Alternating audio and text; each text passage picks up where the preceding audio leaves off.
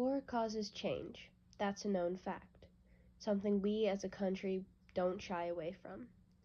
These changes include politics, economics, cooking, environment, and even fashion. Fashion in the Civil War is a deep topic, one that underwent many changes and was a large period of growth for that aspect of our past and people, especially for women. If they were well off, some used sewing machines to make their clothing. If they weren't, women would join together to make clothes. Basic fashion in the 1860s was a skirt and a bodice. The skirt would typically be wide and full, whereas the bodice would hug the body. Sometimes a jacket would be worn, along with the occasional changing of a bodice to make an evening dress. One of the types of skirts they wore are now known as hoop skirts. They were made to support the fabric, widening the area of the skirt. These hoop skirts were made of steel bands that were very thin. Petticoats helped support the layer of fabric. These skirts came in all shapes and sizes, but a common measurement was 122 inches. For many years, only the rich had access to these skirts. Over time, the rest of the public wore them too. Hoop skirts were typically worn in fancier settings or formal occasions due to their lack of practicality.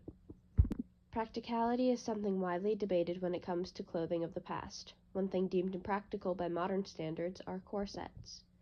Corsets were commonly worn back then. It's also commonly believed that corsets are restricting, painful, and damaging. But contrary to that belief, corsets are not painful when worn correctly. Sometimes they can be comfortable and even help with posture.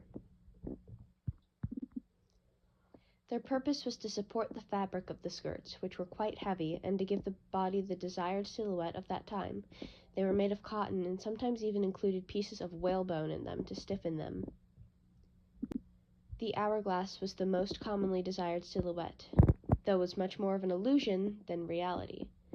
The small waist was created by the corsets, but this was dramatized with the large skirts and often very large sleeves.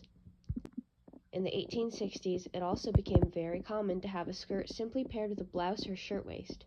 These shirtwaists and blouses were known for their large sleeves and high neckline paired with buttons down the front. For outerwear, jackets, mantles, and shawls were favored.